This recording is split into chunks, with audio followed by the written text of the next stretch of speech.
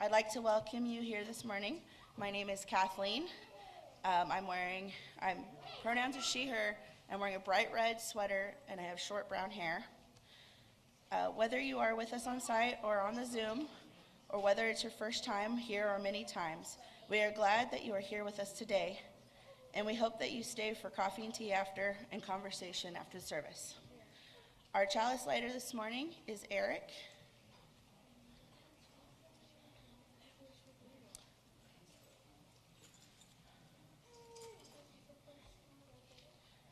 And our chalice lighting words are from Sarah Ruth Wakoye Davis.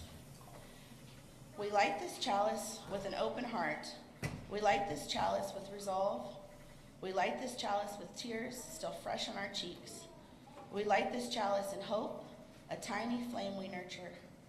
We light this chalice with reverence for this place, for these people, for this time. We light this chalice with all our souls longing to be who we are and be who we will become, to be ourselves. We light this chalice in self-love. We give love in holy love.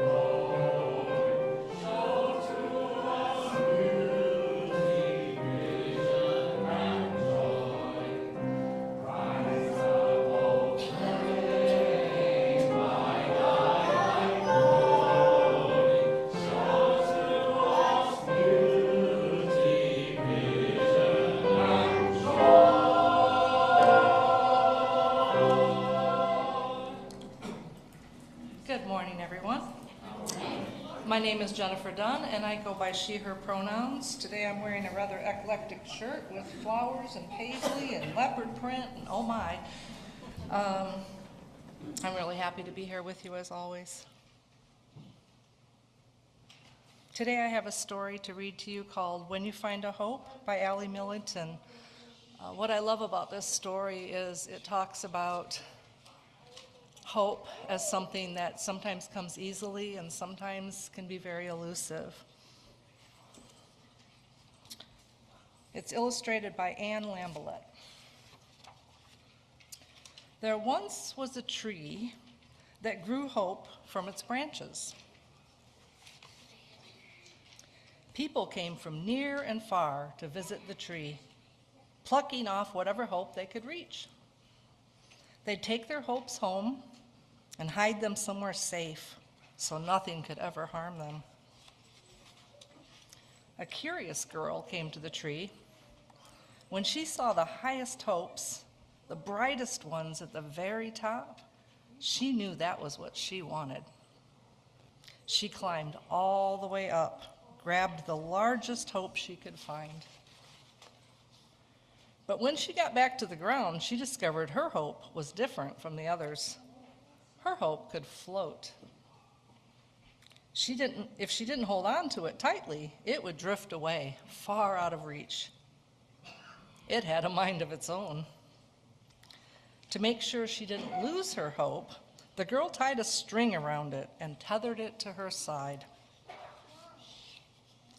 While everyone else kept their hopes hidden away, the girl took hers everywhere. They became inseparable. But then something unexpected happened. The girl's hope was crushed, broken to bits. She found all the pieces and she stuck them back together, but it wasn't the same. She tried everything, tossing it in the air, making it wings, tying the string as tightly as she could, but her hope wouldn't float. Still, it was her hope. She didn't want to go anywhere without it. So the girl dragged her hope with her wherever she went. Over time, it felt heavier and heavier to pull. Everyone wondered why she kept bringing it along. Her hope was broken, after all. There was nothing she could do with it anymore. But still, the girl would not give up holding on to her hope. Until one day, the string behind her felt suddenly light. "I've lost all my hope," the girl exclaimed. "There's no more left." Sad and tired, she didn't bother trying to find the pieces. They were probably long gone by now. She untied the string from her side and left it behind. Life without her hope became gray and dreary. The girl was no longer curious or excited. She kept her to herself and took the long way home to avoid the hope tree. It hurt too much to look at it. There were plenty of other hopes she could grab hold of, but she was too afraid. She didn't want the same thing to happen. It felt safer to never hope again. Seasons passed, and the girl noticed something she'd never seen before. A line of small trees was sprouting from the ground, leading back to where she'd left the string.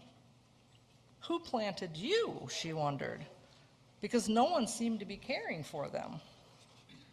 So she cared for them herself, watering and pruning and helping them stand. And then something unexpected happened. On the ends of the branches, tiny hopes began to blossom. They looked like her hope. Below the surface of the ground, the broken, scattered pieces she thought she'd lost were giving life to new blooms. They were growing into something she didn't know was even possible. The girl's hope no longer floated. Instead, it was rooted deep and strong, because her hope wasn't meant for just her anymore. It was meant for something bigger. The girl shared the blooms on her trees with others, and the more she shared, the more hope spread.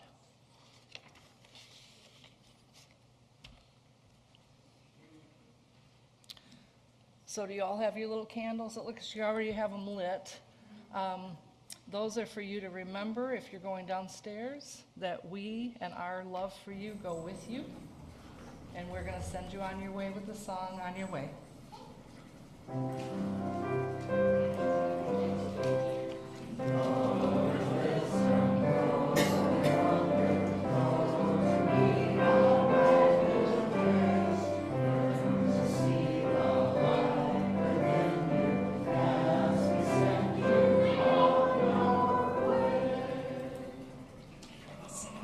The prelude is God Rest You Merry Gentlemen, a traditional carol arranged by John Prescott and performed by John and Eva.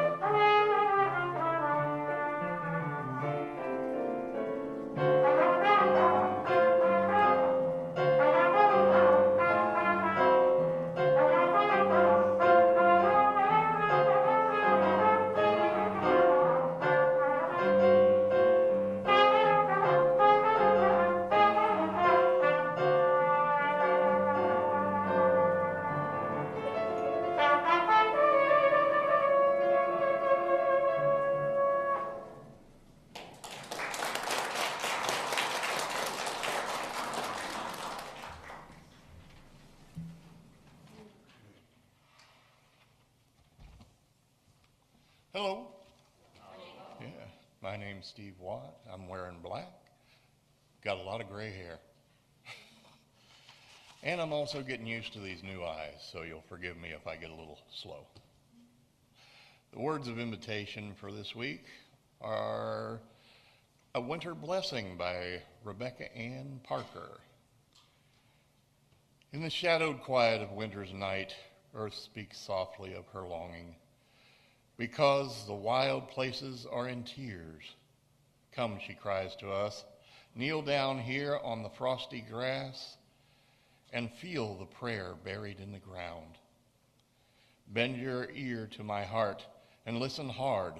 Love the world, she whispers. Distill peace from the snow and water the cities with mercy. Weave wonder from the forest and clothe grief with beauty. Rest in the rhythm of the turning year. Trace the bending arc rounding the curve toward justice, and you vow anew to do no harm. The winter trees stand watch, haloed in the last gleam of the shining, slanting sun. Glory sings here. Heaven echoes the call. Repeat the sounding joy. Make your life an answer. Bow, praise, and rise.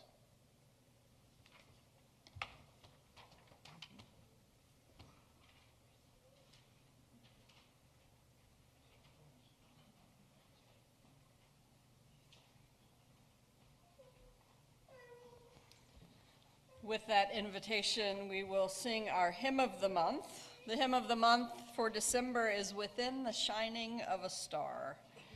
Vester I. Vanstrom invites us to remember that stars still shine. Stars still shine in the skies above.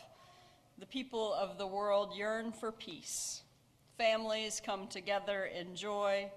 Children look to adults for security and comfort. All of us need love and tenderness from one another. The light-filled celebrations of Hanukkah, Solstice, Bodhi Day, Christmas, and Kwanzaa are here. May you give and receive the most precious gifts, humanness at its very best. Shalom. Let us now sing together Within the Shining of a Star. It's number 238 in the gray hymnal. The words will be on the screens, and you're welcome to stand or remain seated as you please.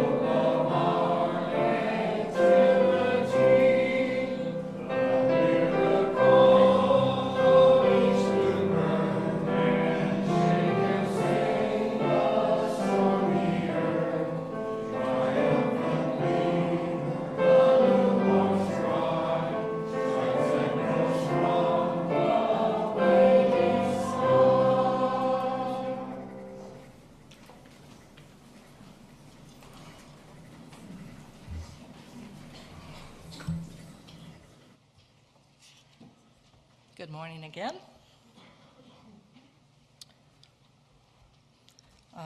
As I said before, I'm Jennifer Dunn, and I'm also a member of the Pastoral Care Circle. As a community, we share joys and concerns to keep connected. Slips of paper are available at the greeters table for those in the sanctuary to use for their joys and concerns. During the week, you may send your joys and concerns by email to pastoralcare@springfielduu.org or by leaving a voicemail on the church phone 417-883-3922. If you're on Zoom, please use the chat box now for sharing your joys and concerns. All of these joys and concerns will be included in the members' email on Tuesday. We honor each joy or concern with a lighted candle, a symbol of the love we as a community offer for each of these joys and concerns. Today, Eric will be lighting the candles for us. And now, as we begin this time of sharing, know that though we are in multiple physical spaces, we are together in beloved community. To begin, we hold in love all of us, those present and those absent. We light a candle for our church community.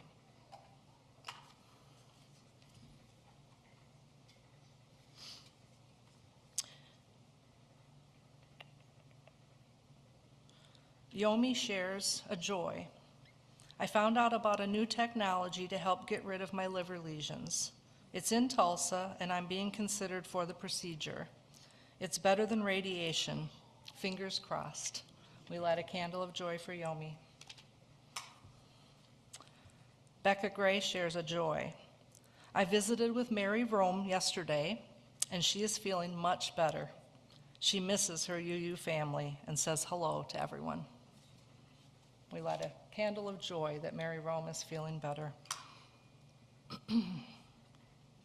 Eva shares, Eddie Stauffer contacted me to let the congregation know that she is moving to the south of St. Louis to a senior apartment where she will have transportation. If anyone knows which UU church might be in that area, let her know, please. Her phone number will be the same.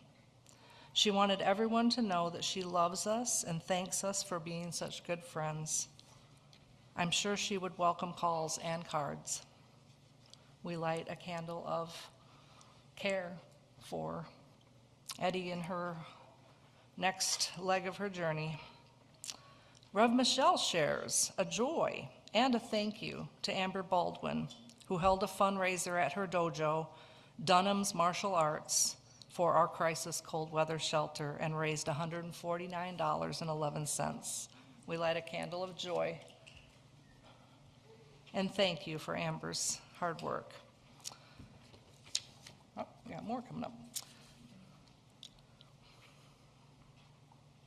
Oh, we're going to pop this one in real quick. There's a dark gray sedan at the very back of the parking lot. Your trunk is open. Might want to know that. And then Rev Michelle also shares a concern. We learned of the death of former First UU member Bob Reed this week. We share a concern for those who mourn his death and a joy for his long relationship with many First UU members. So we light a candle of concern and of joy. Check online here. I don't see anything there. Okay.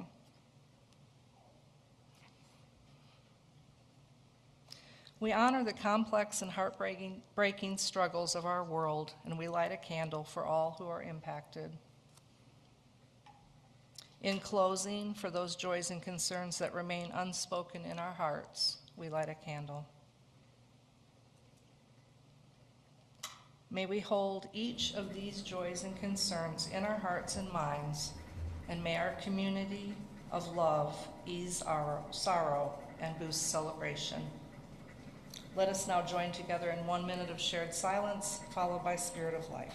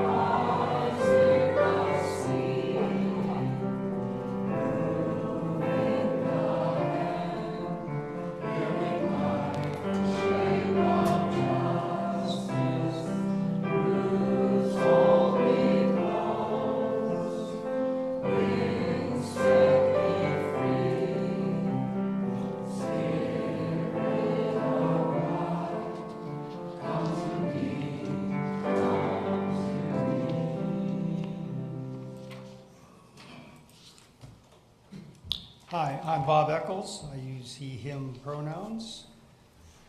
The week of December 21st in UU history. Mary Augusta Safford without the T, was born in Quincy, Illinois on December 23rd, 1851.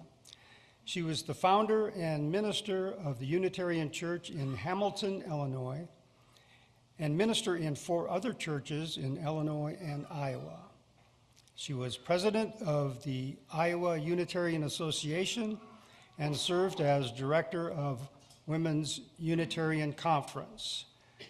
The affection with which people held Mary Augusta Safford is noted in a joke making the rounds around the time of 1900. The question was, what do Catholics and Unitarians have in common? The answer was, they both worship the Virgin Mary. Mary Safford died in 1927 at the age of 76. Offering our gifts to support the work of building inclusive and just communities in one of the many ways that we live in justice and equality together. Some of us have much to give and some have little, and together it is enough. We are enough. And to work together for a world where every human can live into their best and most authentic self. Today is Staff Appreciation Day, our chance to express our gratitude for all the hard work done this past year by Reverend Michelle, John Prescott, Eva Rebolt, Adam Backer, and Rollin Netzer this past year. All undesignated cash and checks with staff gift in their memo line, if it's a check, will be shared by our staff. If electronic giving is your preferred method, or if you are on Zoom, virtual giving options are available both for pledges and for a staff gift via our website, springfielduu.org.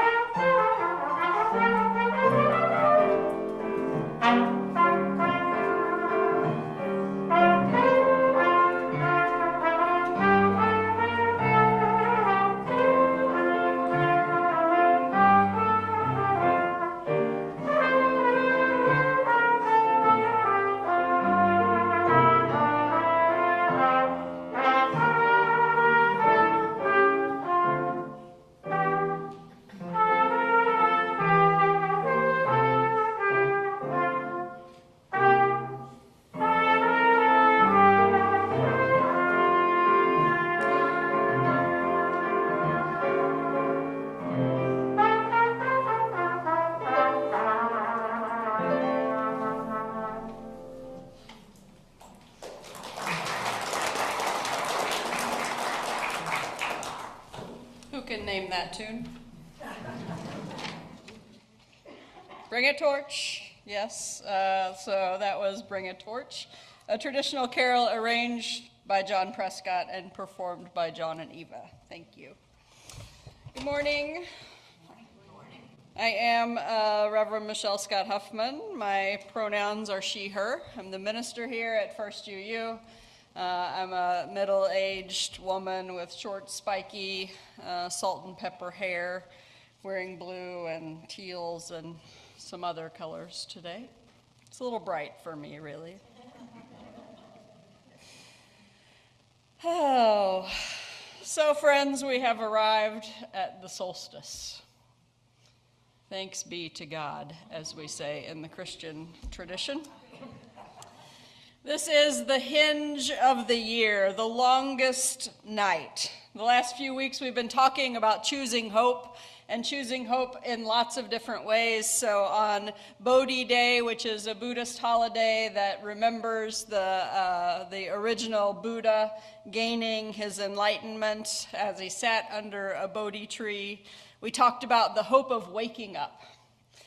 And then we talked about Hanukkah and the hope of resilience and the stubborn refusal to let the light go out and the invitation to find our inner Maccabees so that we also might meet the challenges of our day, the challenges of our world, the challenges of our own lives with resilience. And today offers a different kind of hope because sometimes, frankly, resilience just sounds like exhaustion. Because sometimes you don't have the energy to fight the empire. Sometimes you just want to take a nap. The good news of solstice is that taking a nap is a spiritual act. Because today we practice the hope of rhythm. And the fact that some things will right themselves. That the world will keep turning, that the rhythm of the earth creates seasons and cycles, some of which are harder for us and some of which are easier, but that it will keep happening, no matter what we do or don't do. To understand this, we go back to a story. It's a story by the writer Starhawk. And it asks a question that I don't know if you're asking or not, but I certainly am asking it right now. Why is it so dark? When will the light ever come back? The story begins like this. Circle round, and I'll tell you a story about when the sun was born again. It was the middle of winter, and sun had grown very old. All year long, the sun had worked very hard, rising and setting day after day. All year long, the sun had fed everybody on earth, shining and shining, giving energy to the trees and the flowers and the grasses so they could grow and feed the animals and the birds and the insects and the people. All year, the sun's gravity held tight to the spinning ball of the earth and the twirling ball of the moon and the 8 other whirling planets as they traveled around and around and around until the poor sun was dizzy watching it all. Now, the poor tired sun could barely make it up in the morning, and after a very short time needed to sleep again. So the days grew shorter, and the nights grew longer, until the day was so short it was hardly worth getting up for. Can we just pause for a moment and appreciate that the sun is dizzy from holding it all together? I feel seen by the sun. We live in a culture that tells us that the only way to have hope is to be constantly on, that things will only get better if we are doing and doing and doing and giving and moving and doing some more. Rising and setting, feeding the machine, holding the gravity of our families, our jobs, our activism. We treat exhaustion as both a badge of honor and a moral failing. But the story offers us a different truth. Even the sun gets tired. And if the ball of fire that powers the solar system needs a break, maybe you do too. The solstice teaches us that the dark isn't a punishment, it's a pause. It's the natural rhythm of things. You can't exhale forever. You also have to inhale. All of it, a rhythm and a cycle. And let's see how the universe responds to this exhaustion. In the story, it doesn't shame the sun. Listen. Night felt sorry for the sun. "Come to my arms and rest, child," she said. "After all, I am your mother. You were born out of my darkness billions of years ago and will return to me when all things end. Let me cradle you now as I shelter every galaxy and star in the universe." So night wrapped her great arms around the sun, and the night was very long indeed. Friends, this is the radical hope of the solstice. We have been taught to fear the dark. We use metaphors like darkness to mean evil or ignorance. But here, night is mother. The dark is not a tomb, as sick activist Valerie Kaur often says, that we find ourselves not in the darkness of the tomb, but in the darkness of the womb. The sun goes into the dark to be held, to be rocked, to be renewed. And so maybe it is that choosing hope right now means trusting the dark. It means looking at the parts of our lives that feel dormant, the grief, the confusion, the lack of productivity, and saying, "This is just the night wrapping her arms around me." And the story isn't over, because even in the dark we have a job to do. So Starhawk goes on to say, "Why does the dark go on so long?" asked children all over the earth. "Won't the sun ever come back again?" "The sun is very tired," the old ones said. "But maybe, if you children say thank you for all the things the sun does for us, the light may return in the morning." And the children sang songs to the sun, and they thought about all the things the sun gave them. So what if we try this? The story says the sun gets warmer when we offer it gratitude. So I ask you, just shout out where you are so the sun can hear us. What are you thanking the sun for this year? My nephew, Steve. It's on my back. Life. My cat. The light. My garden. And the folks on Zoom, feel free to type in the chat. We've heard things like family members, cats, gardens, food, all sorts of things that we give thanks for. Thank you for the harvest. Thank you for the light.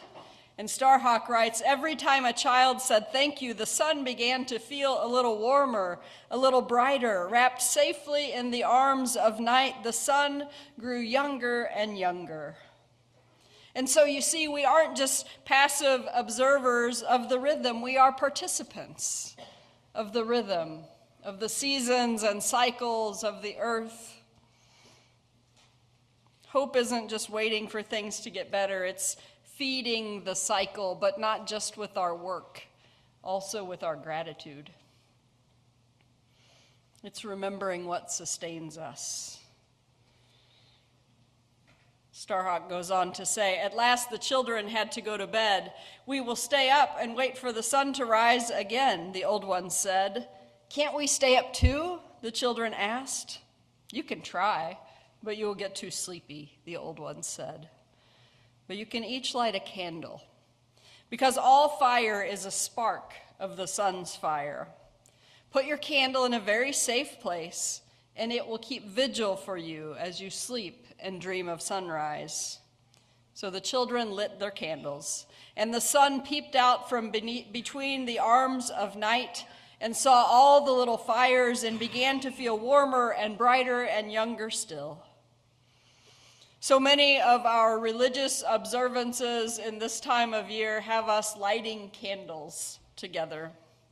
And we do that for a reason. We do that to remember that the candle that we light is the spark of the sun's fire. And here in Unitarian Universalism, we talk about it being the thing that we gather around, that it is the light of our community, the light of wisdom, the light of love, the light of hope. So simply lighting a candle is an act of hope. Unless you live in my house, where my wife has been forbidden to light candles because she comes way too close to burning our house down on a regular occurrence. For everyone else, use those candles, that ritual, to remember the light that's coming, not to force the sun back. The physics will handle that. We light candles to remind the sun and ourselves that we are kin. When you feel small, when the night feels too long, you can light a candle and say, I am part of the light too. And finally, the turning comes. Starhawk writes, early in the morning, the sky began to turn from black to indigo to blue. Slowly, the sky grew light. A golden glow crept over the horizon. Night opened her great arms, and in a burst of brightness, the sun appeared. New and strong and shining, for in the long night the sun had rested well and grown young from the songs and the thanks of the children. The sun has returned. The sun is reborn, the people cried, and they danced and sang to celebrate the birth of a new day, and then went home to breakfast. I love that last part. They went home to breakfast. The cosmic miracle happens, the rhythm holds, the light returns, and then we have breakfast. Life goes on. What a beautiful and necessary reminder for us. No matter what we do or don't do, almost always, life will go on. The world will keep turning. All of the roles in the cosmos will be fulfilled, and some things will right themselves. So, friends, if you're tired today, let the night hold you. If you're afraid the light won't come back, trust the rhythm. The sun is resting, but the turn, it comes today. Tomorrow, there's a little bit more light, a little bit more warmth, a little bit more energy. I want to close our time together today with a blessing from Jan Richardson. Jan writes blessings, many of which have come out of her experience of grief as her husband was dying from cancer. And she shares this in a really raw and real way. And she wrote this blessing for solstice. It's called How the Light Comes. I cannot tell you how the light comes. What I know is that it is more ancient than imagining, that it travels across an astounding expanse to reach us, that it loves searching out what is hidden, what is lost, what is forgotten or in peril or in pain, that it has a fondness for the body, for finding its way toward flesh, for tracing the edges of form, for shining forth through the eye, the hand, the heart. I cannot tell you how the light comes, but that it does, that it will, that it works its way into the deepest dark that enfolds you. Though it may seem long ages in coming or arrive in a shape you did not foresee. And so may we this day turn ourselves toward it. May we lift our faces to let it find us. May we bend our bodies to follow the arc it makes. May we open and open more and open still to the blessed light that comes. Amen Blessed be, and happy solstice.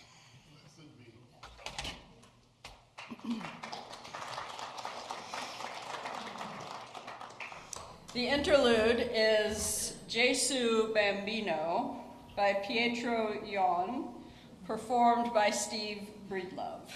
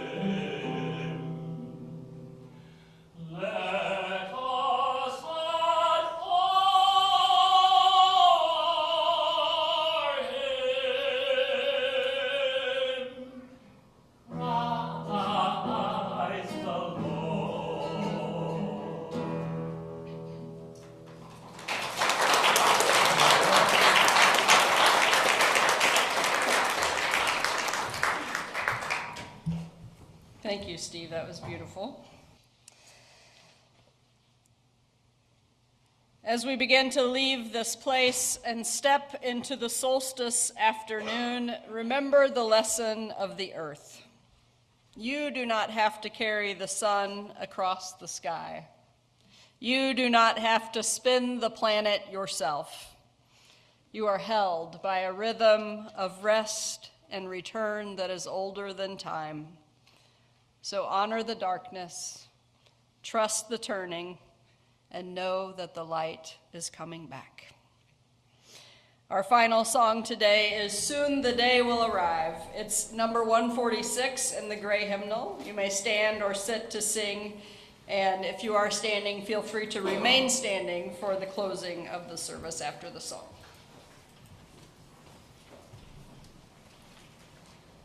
The wonderful thing about Jewish music is normally if something's in a minor key, it means the bad guy just walked into the room.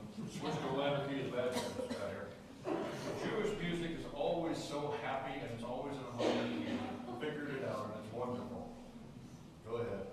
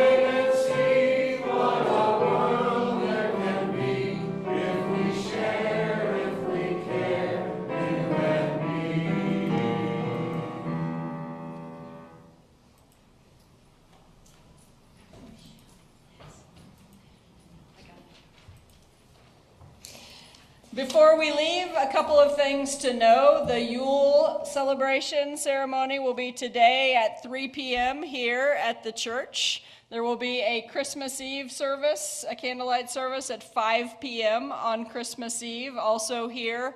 That will be available on Zoom as well. And you can check the church calendar on the website to get that information. And the last thing is, don't just walk out the door.